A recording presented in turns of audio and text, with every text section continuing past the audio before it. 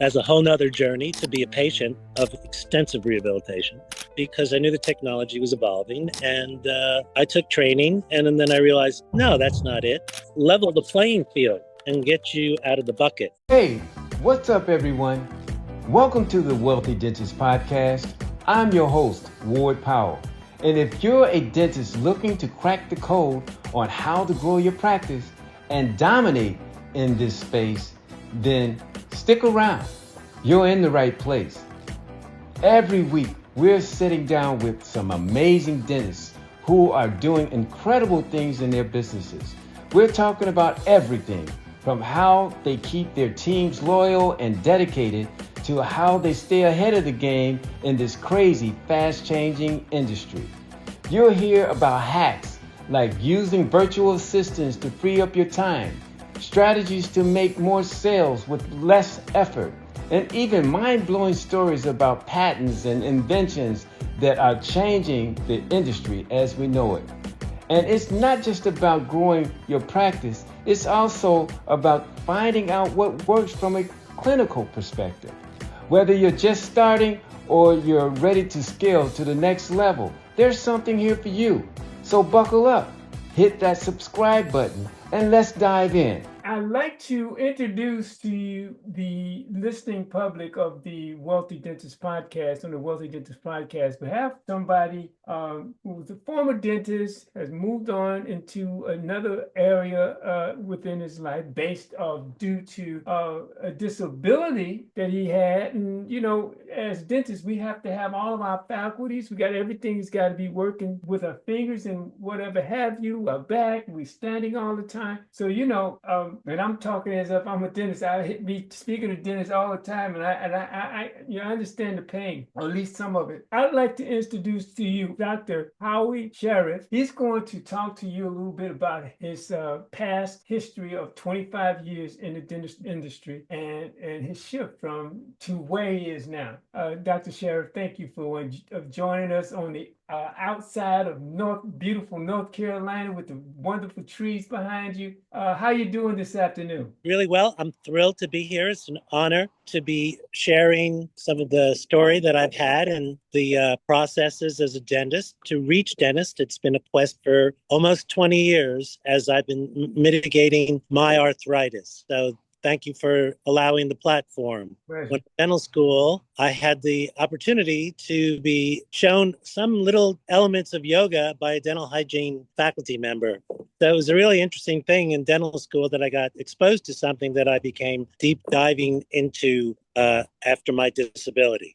So I went to dental school at University of North Carolina and graduated in 1982 and had the opportunity to go to Greenville for a general practice residency, be then an associate, have one of the rare 25%, I hear, associateships that moved to a partnership. And I was able to buy a dental office that was a satellite in Raleigh, North Carolina. So I was able to have the opportunity to get a practice started that was already underway. So that was a very good fortune, and able to move to Raleigh, which was more metropolitan than Greenville. I was able to raise a family here, develop relationships, play a lot of sports, but also deal with the arthritis, and that I've been dealing with that since my 30s, going to neuromuscular therapist, massage therapist, some chiropractor, and then some yoga. So with that, I also learned about asset management, since it's an asset management show, and statistics about disability. So that dentists, if you're young and can afford it, I encourage disability insurance because stuff happens. This is not a paid political broadcast, but that's just part of your asset management. And how do you mitigate risk, also known as preventive care? So even though I started in the late 90s as a yoga student and as a dentist, I was also on the wane in my 40s. And I could feel it. So that was really challenging to start to feel it at a young age. So I'll pause. So how is that for a brief history,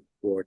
Oh, that's quite a story. Thank you for sharing that with us. How did you wind up with arthritis? Well, doing a lot of therapies, eventually laying around a lot and stretching and breathing pre and post the day, and also sports. Mm-hmm. But the stress was there, so to escape that, and that adds to muscle tension and just additive sitting process.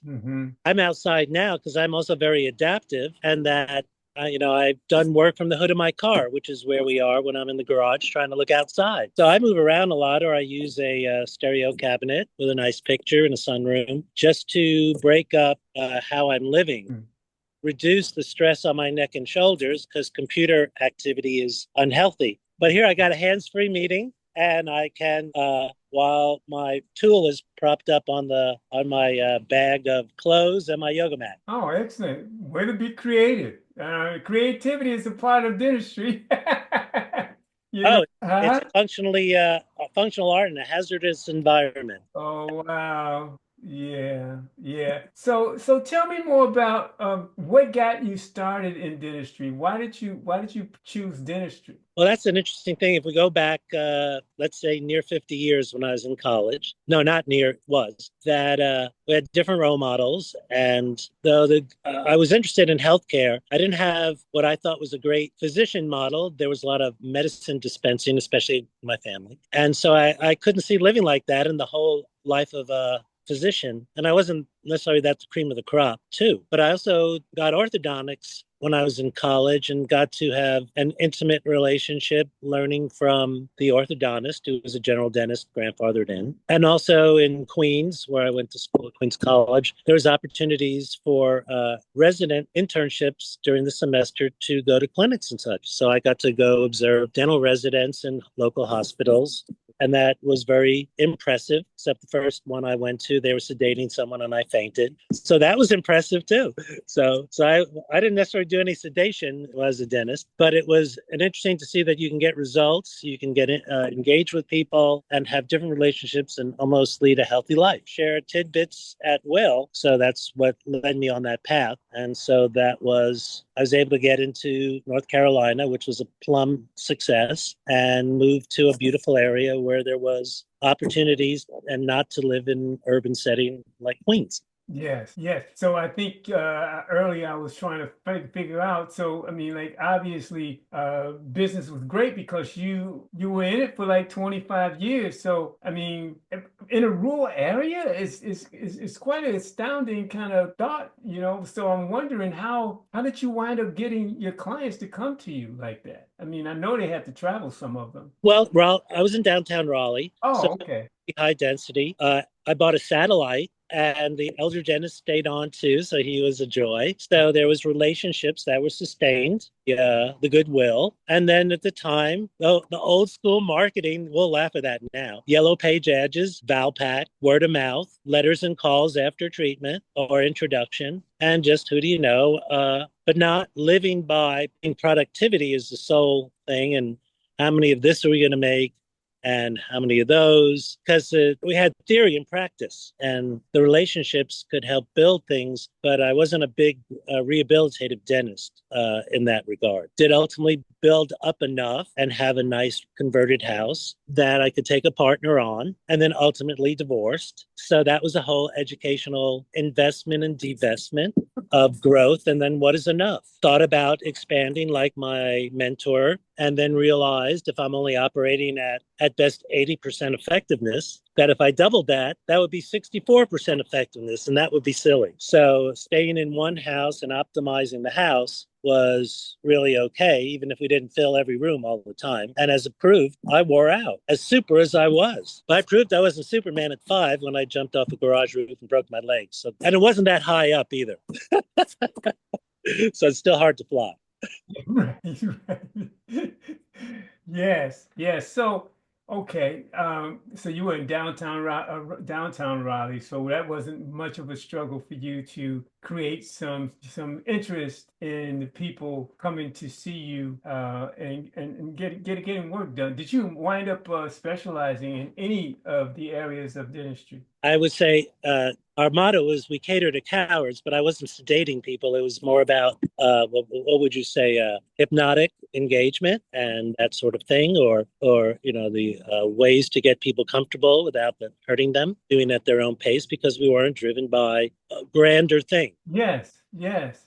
But it's an interesting thing about productivity, and you spend a lot in investing in getting patients, but retention and keeping the back door closed is is important too. And I had a dental experience today, and it's a dental practice, very established one. That I go to prosthodontic now, but as a whole nother journey to be a patient of extensive rehabilitation, see how the world lives as a dental practice now. So I had this experience where I wanted fluoride toothpaste and I get a refill. They said, we don't have it anymore. All right. So they said, you got to come in and get a prescription and then take it to the pharmacy. I'm going, what? You can't even call it in? No, we don't even call it in. And I'm thinking, kind of this, I got to do 3 steps to go get a tube of toothpaste. It's like, why do I want to go to this place that is so ultra modern and yet customer relationship was meh? So that's the message to your dentist out there is retention is a major investment and don't do stupid things like that. Agreed. Service, baby. How could you cut that service off? It's the little things, Ralphie. That's that's an old joke. Yeah. So share with me, if you will, the dentistry that you knew back then, and right, I guess around the time that you were ready to had to change into your other career, and seeing all of this technology around you. And what were your thoughts, and what were some of the things you said, man, I wish I had this 25 years ago? Well, the challenge, thank you. The challenge is to avoid regret. Okay. And that same thing about, do we have to be at the cutting edge? And at the same time, what is the investment? What is the return? Spending $125,000 on a CERAC, you devote your life to paying off the CERAC. And even if it's the greatest thing, you've all of a sudden got a paradigm shift of, oh, look what I married. And that's fine. But then my mode would have been driven by CERAC. Yeah. And not being that well, and also looking to not work 5 days a week. I mean, the other thing is resource management. Yeah. 7 Habits of Highly Effective People. Absolutely. And my saw was needing to be sharpened.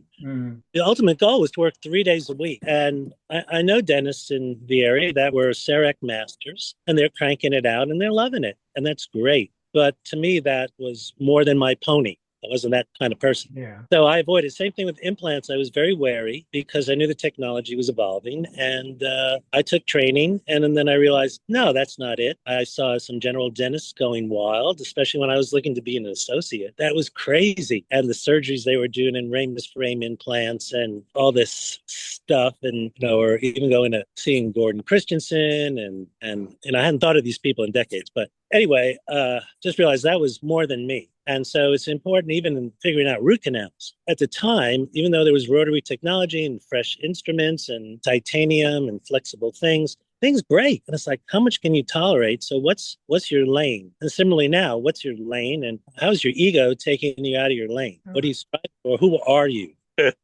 So it's an important question to sort of get a sense of who you are. Wise, very wise. Well, as a person. Yeah. So it sounds like also that I don't know if it was a total holistic approach, but a holistic kind of treatment to your patients is what you kind of like seemingly had as a philosophy, if you will. Right, because if you're running your practice efficiently, you're going to still make plenty. At least that day, and we did Medicaid limitedly and other was it capitation at the time. We did that too. I used to go to the dental school with a cohort of mine from dental school, and he was a very well-known restorative and did a lot of service work, still speaks naturally, and I was more in a trench, a blue collar. And we would come in and talk to the dental students about the different paths you can take, and that it's about some of your persona. And so that defined the practice. But I was still very successful. So other tidbits for dentists,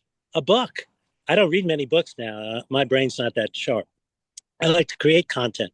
But a book I would recommend for dentists is called, I think it's Getting to Yes with Bill Blatchford. You ever hear of Bill Blatchford? I had not. This is from the 90s.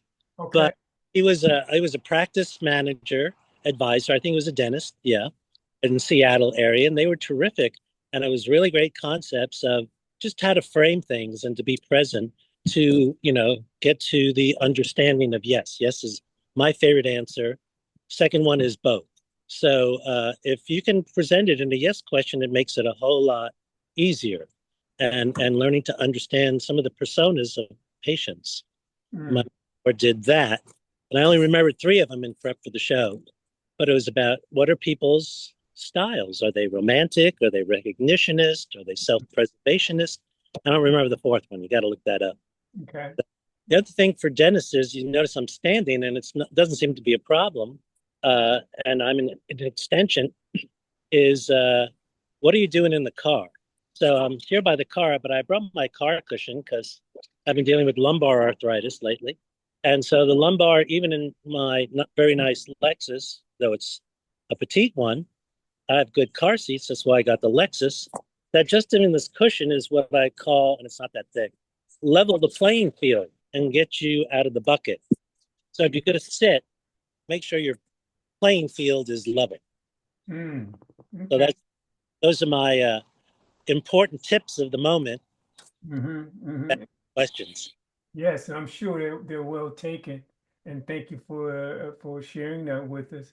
So now that you've made a shift, if you will, from dentistry, and we see this wonderful word of yoga and on your printed across your T-shirt. Tell us about that connection, yoga, and from dentistry to yoga. How did that happen and why? Very good. Long time ago, there was an article in the Wall Street Journal about what do you do with a good idea? Do you make money or do you serve the community? And sometimes you make that choice, and we're already making money, and you don't have to theoretically sweat as much about it. And then what's your legacy? How do you serve? So since I was already suffering with arthritis, and also figuring out that it's a big uphill, that it was how do we create something, in my opinion at that time, for aging men, boomers, because women had all these other programs and models and men had very little. So I wanted to first help failing old guys like me. So the first video I made was called Old Man Yoga, arthritic case. And then ultimately try to make a business. And there was someone I met who had whole body vibration that was just getting started. And that's 20 years ago. I was like, oh, that's really cool. That helped my arthritis, but it was too new and it wasn't in the mainstream. So I decided to, once I had to retire, I also needed something to have a place and something to put my passion and also to have a purpose. So as I was failing and seeing that my dental career was waning, because at 47, I had my first cervical fusion anterior, and that was the warning that ultimately strike two, when I have my posterior fusion from now 3 to 7, that I'm really isolated. So it was important for me to start giving and finding a place for myself. And that was a big Sisyphus sort of thing, going uphill and figuring out who cares. Dentists didn't care. Health insurers didn't care. You had to suffer enough to care. So I'm using this forum to say you don't have to suffer enough to care for yourself, because it has effects on many around you. And that's sort of what it is. What's your legacy of wellness as a healer if you can't feel your fingers? And I've had some episode now with my left hand getting swollen in the last 8 months. I was like, what? This stuff just comes on. You don't know why. Mm. So that's why it's important to have a sense of place and purpose. Yes. So, and then from your, I guess from your observation over time, how has yoga benefited you? And how can it benefit other dentists Well, or people in general, for that matter? yeah, well, sure. Well, it's a lifestyle. It's not a cult. Very It's good. Yes. it's what you can make of it. Yeah. Just breathing. I'll say as a patient, since I've had all this prosthetic work, I breathe differently, and I have to consciously breathe, and it becomes really important, especially over time as you age. You also get more apneic and snore more, and tissue gets flappy. That breathing with your mouth closed, is an important skill because your lung capacity changes too. Mhm. Just how to sit up and breathe is really important for dentists. how to get into a standing even. And I have a whole YouTube channel. Here's a pitch. The You Call This Yoga YouTube channel. All these therapeutic practices, especially in the last 6 months as I've suffered more, try to convert that into education, even today. So how can this be helpful for dentists? Getting up during the day, realize that you're in a twisted, compromised way. How can you bring in help to just, or go to help? I brought my prosthodontic a massage certificate. He didn't use it. The next time I go there, I'm taking it back. So you got to use it. The tools are there. That was a serious threat. I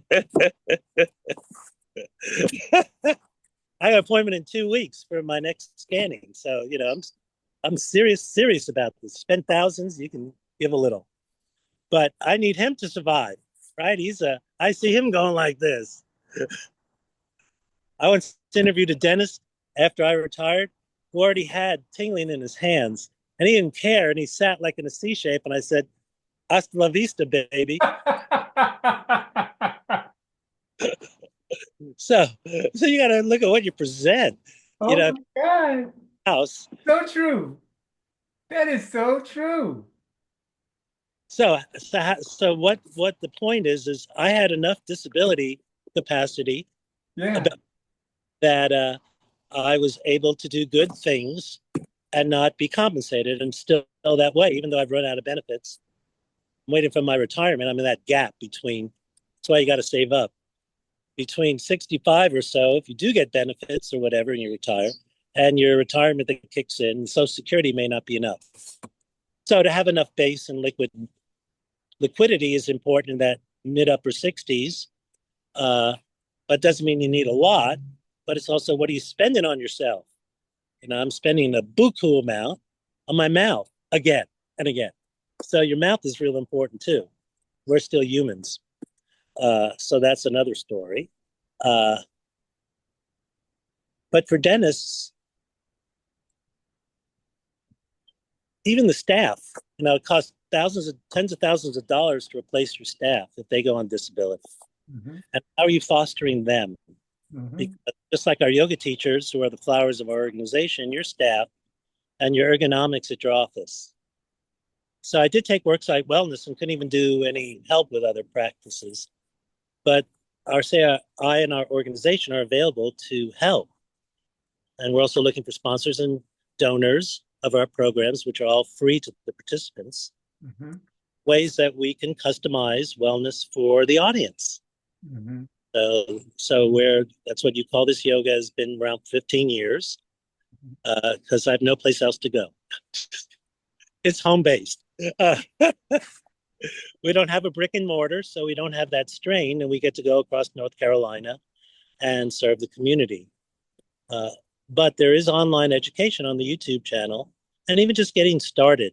It's like, well, I can't do that sort of something. It's like, just go stand against the door frame and breathe if you're that daring, because we got videos for that too. Mm-hmm. Mm-hmm.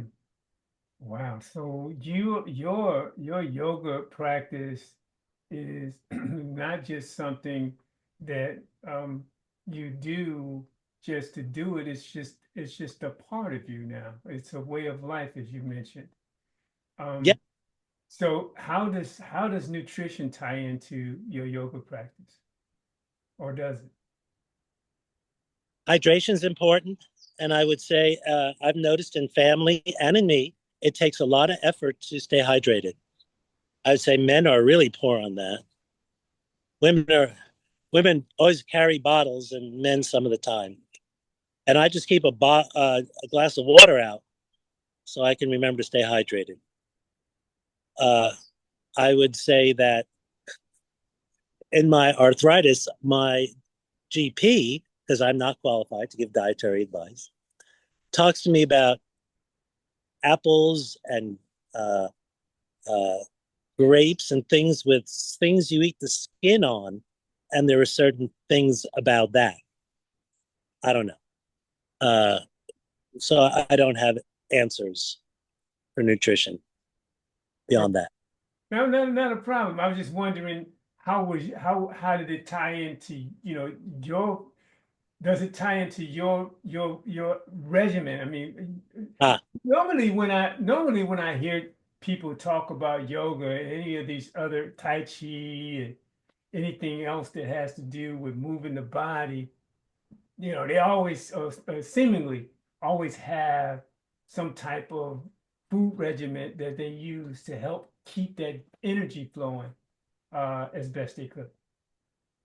yeah, I'm not that exposed to people like I used to. Uh, let's say when we used to have yoga events, we would have vegetarian foods because they were lighter. They were uh, protein and fiber uh, is the best way that I would say that. Uh, but I'm as like many dentists that are male. You're sort of a male in a female world, as people may identify, and it's hard to really predict what other people like.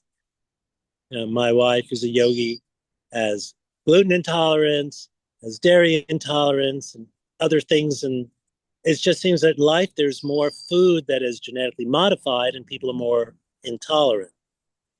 So that's my general nutritional notice: is look at what you're ingesting and the source of it more than the actual item. That is so true. Because let's say something called bolted, which is triple filtered flour, is different than other flour based on the anecdotal research I have at our house. It's like, wow, that's fascinating. That's just one little element. Yes, buyers beware, right? Uh, Yeah. grow grow your own food. Well, yeah. Well, that's a good luck. I tried that. You should see the squirrels eating the things that I grow. It is humorous.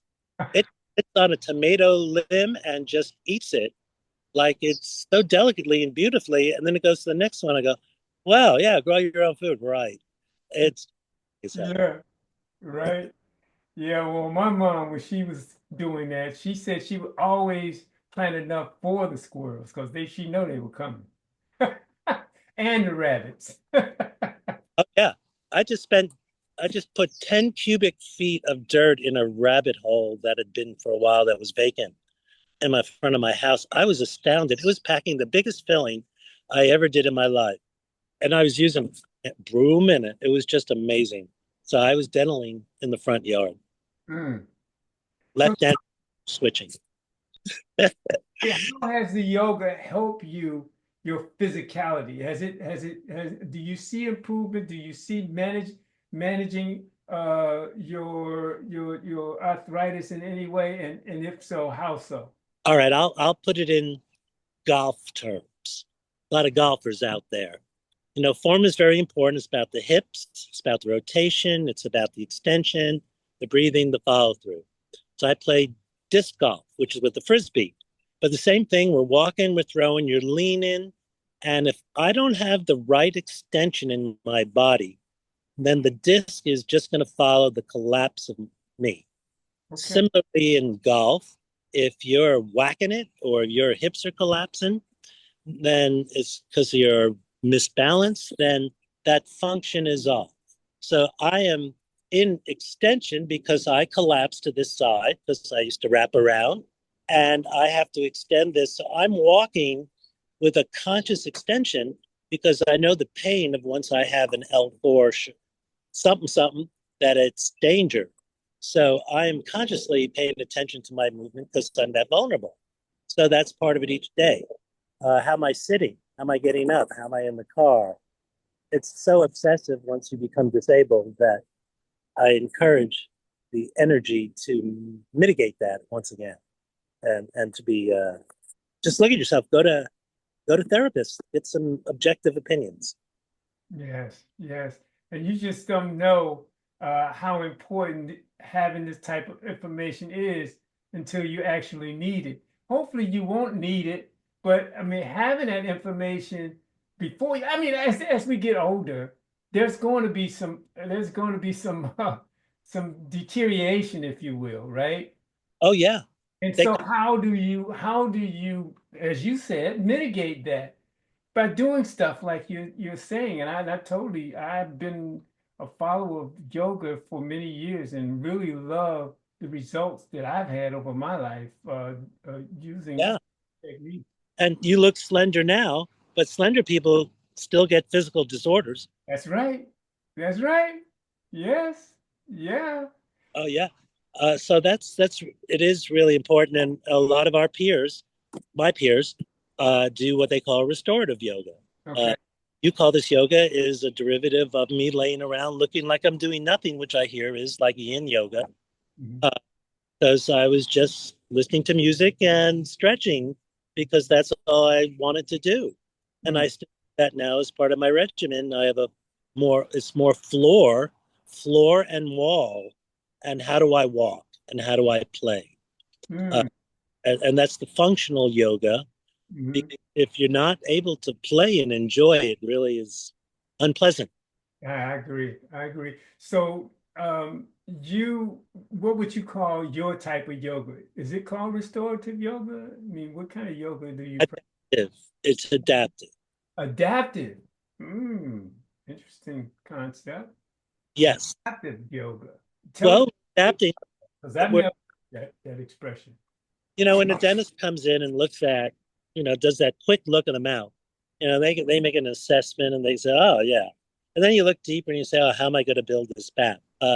But we seldom have that chance to look at ourselves and how am I going to build myself up uh, and adapt to what's around me, or am I going to collapse into what's there?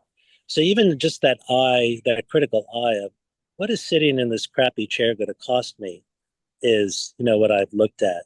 What is this scenario of, wherever I am, how is this going to be working for me? And can I bring a tool and feel okay about it to make myself comfortable? So it's an interesting thing of what do we feel we're worth sometimes. And we take ourselves for granted.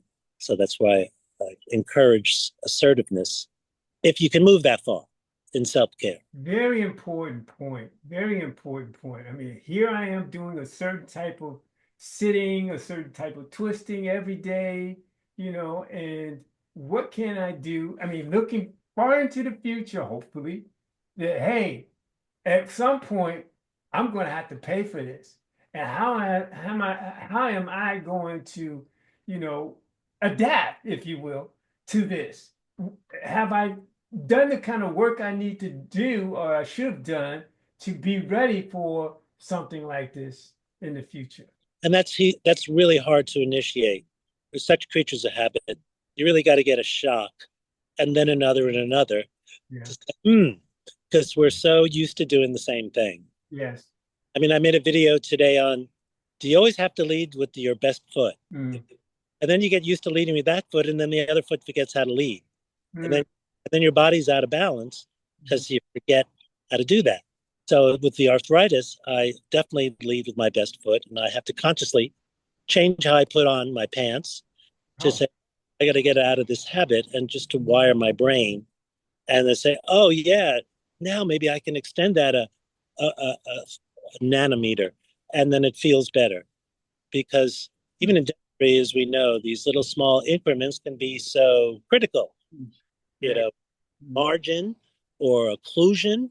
All this neuromuscular thing can be off. And if you're fascia, and if they don't know about fascia, please get fascinated with fascia, because fascia is the wrap around everything. It's your mucosa of the muscle. So if how do you get your fascia healthy? And that's part of the hydration too. It's like your sausage wrap. Uh, so that's why I get back to hydration and even electrolytes. So tell me about your orientation. I'm a dentist. I want to find out what I could learn from you to offset some situation that I'm afraid of in the future that may happen, may or may not happen, but I want to be prepared for it. How do you orientate someone like me? Well, do an intake. Send an email to howie at yourcallthisyoga.org. Check out the YouTube channel and see what you relate to. Hmm. Call This Yoga YouTube channel. Hmm.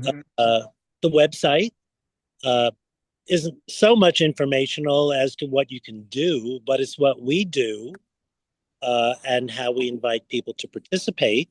Uh, so I would say those. Or Interesting. talk to people in your community, talk to your patients. One of my patients became my yoga teacher in the 90s.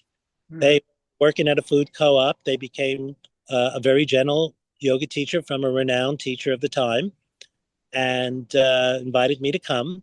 And I did that. It was right nearby after work. However, I was playing softball, so I wouldn't stay for Shavasana. I would sneak out at 6:30 because I had a 7 o'clock game. So what do you know? And then you become laying around later with arthritis, and I couldn't play softball anymore. So and I got injured playing softball. So you just don't know. That's so true, man. That's so true. You don't know. You don't know. That's How do you prepare your tool chest for the doo-doo that's going to happen? right. Exactly. Exactly. So there are some groundwork, some kind of groundwork one would probably want to do, such as, like I said, yoga, Tai Chi, swimming, even. I mean, whatever it is that's going to get that body or keep that body as active as possible. And I'm sure diet ties into that as well. And your spirituality, the way you treat people, the way you were talking about this holistic approach and making sure you take care not only yourself, but definitely look at helping the people that you're supposed to be helping in the first place, and that's your patient. Yeah, and the whole resource, uh, the team too. Yes, yes, absolutely. Yeah. And speaking of team, how many people are on your team right now for the yoga program, and how long have you been doing yoga? Me as a practitioner since the late 90s, so whatever the math is, over 25 years. Yes. But it's not jump around yoga. I mean, I've tried hot yoga too, and that's nice, but mine's more lay around and slow, easy breathing. One breath, one movement. I'm more like 5 breaths in a set, just flexing even hands. I do a lot of hand exercise. That's on the YouTube channel because of my going to occupational therapy that really opened my eyes to hand arthritis. And if any dentists have hand arthritis, you know what I mean. And if you don't, then consider it. But even that breath of flexing and focusing, isometrics, just gauged movement and noticing how it feels and saying, wow, that just is different. My moment of why I was really messed up was when I was in the dental office and I couldn't raise my arm above the horizon. And I knew that, dang, I've got a problem now. I can't deny this anymore. I didn't have a backhand in tennis. I couldn't throw, but now I can't raise my arm. So try not to be too resistant to certain signs out there out of fear that this is going to change your life, because it is. So that's an important thing too, is that awareness and not to resist it so much, but to explore and get your own diagnoses. And I hope that answered the question. Yes, it did. So, Dr. Sheriff, if you could you express in some way that about yourself that we have not covered at this point before we close? Mm, yes, I and many put a lot of effort into presenting ourselves really well and spent a lot of time suffering in some form. And I'm not necessarily big on going to psychotherapy, even though I'm married to a therapist, because there are things that just come at me and it's hard to deal with. So I make sure that I take the time to look at my thoughts and make sure that my thoughts are accurate. So it's measured twice before cutting, like one of the 7 habits, and maybe even thrice, because it's there's a lot going on in our heads that isn't true. There's a lot of stuff coming at people, and to really breathe and to pause. And I find that helps me because then I don't make as many mistakes, since I've come to realize that people are very abrupt and speak their minds or whatever's, and then you got to deal with misstatements or misconceptions. So why not avoid being part of the problem? Yeah, very, very wise, very, very wise piece of information there. I really appreciate that, and I appreciate what you brought to us today. A different, totally different approach, yoga and dentistry. I mean, this has been wonderful. Before I let you go, can you tell me or spell the name of the book that you shared with us earlier? Sure. I think it's Getting The author. Bill Blatchford. Okay. And that's spelled, Blatch. How do you spell that? Blatchford. Okay. Out of print. Oh, really? And the title again? Getting to Yes. Getting to Yes. I thought that was a very interesting Yes. concept that you shared with us earlier. To Thank you. talk Nordstrom's story, because that's why it was based on superior service. That's the thing. How do you find what really moves your patients and even yourself? How do you get to yes for yourself? Yes. Yes. And how many's on your team did you say? How many? We have 20 teachers across the state, Okay. and we're in 7 areas, moving towards 9 this year because we partner with Blue Cross Blue Shield, and that's an amazing thing. And they have centers, service centers, where community can come for free yoga. You don't have to be a subscriber. And then part of our big impact is also with what's called Meals on Wheels of Yeah. Wake, which they what's called friendship cafes, which mean people come to a site. So we have 5 locations in Wake County, which is where Raleigh is. So that's an amazing thing too. That's a pioneer process. So when people ask, well, what am I supporting? You're not supporting me getting paid. You're supporting the community getting healthier and more engaged. Excellent. Excellent. And with that, how would somebody get in touch with you if they wanted to be a part of your program? Howie at youcallthisyoga.org. Okay. Thank you so much, Dr. Shareff. The Wealthy Dentist podcast is built on connections, opportunities, and meaningful conversations that help jumpstart careers and boost the ROI on your business. Is there a topic you're passionate about or someone in the dental community who should share their story with us? We want to hear from you. Email your suggestions to the Wealthy Dentist Podcast at gmail.com, and let's create content that informs, inspires, and uplifts the dental world. Your ideas could spark our next big conversation. Let's make it happen.